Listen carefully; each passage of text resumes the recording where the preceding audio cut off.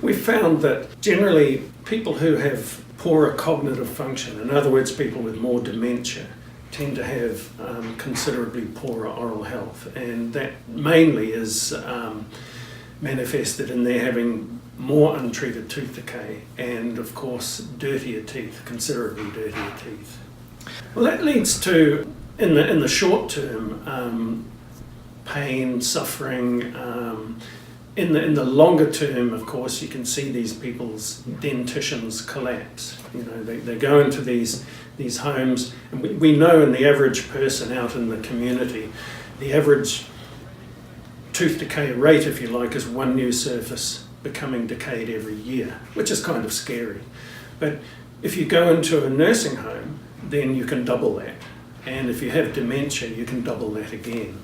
And so one of the big concerns with older people in the rest home sector is keeping them adequately hydrated and keeping their protein intake up, and just to get them to have enough, to consume enough energy so that they don't start sort of wasting away and becoming more and more frail.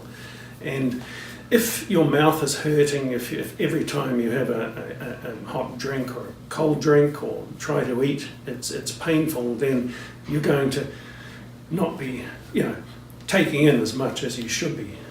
But we know that overall through life, just under half of us will end up going through a nursing home.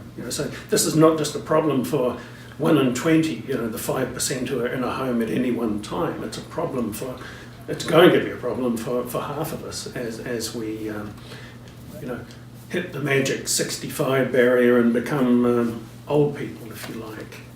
It's an enormously complex problem. Once you go into a nursing home, of course, then people are in nursing homes because they're really having problems taking care of themselves. So it's the basic day-to-day self-care, the toothbrushing, the cleaning between your teeth, the looking after yourself is much more of a challenge.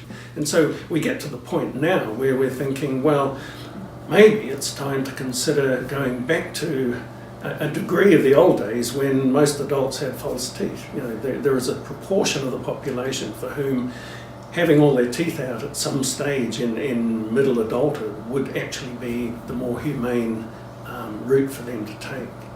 In some ways, dentistry is a victim of its own success. It's going to take a lot of joined up thinking to actually get on top of this one.